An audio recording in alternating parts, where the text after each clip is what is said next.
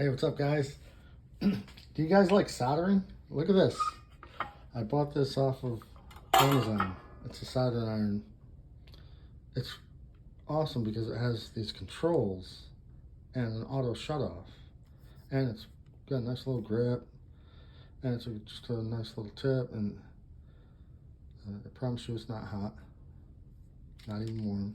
It's actually a little loose. So we'll tighten that up. Good thing I tested it. So what we're going to do is we're going to test it. How long does it take to melt 0.6 rosin core? So I'll just give you a little demonstration. So you turn it on, go up, then it goes up to 450, go down. See if it's hot. What we're testing is how quick. That didn't get very hot, but it definitely got warm. We're testing how quick it will melt this on what I use, which is 350. Ready? So get a count. I'll do it when it gets to 20. Ready, set, go.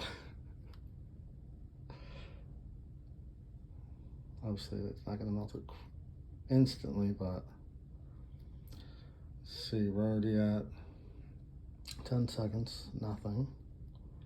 I feel like it's going to be almost like 30 seconds. It gets hot quick. All right, we're at 20 seconds. Oh, there we go.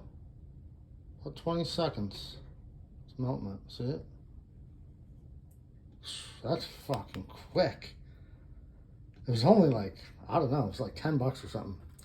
Came with this stand and everything. If you like soldering, consider something like this. Digital, auto shut off, comes with a stand for like 10 bucks. Thanks for watching. There's no link in the description. I bought it off Amazon. What else was I gonna say? Don't quote me on the auto shut off either. That was another thing. I do not know for sure if it's got an auto. I think it does, but that would be something you would want to make sure for yourself. Thanks for watching.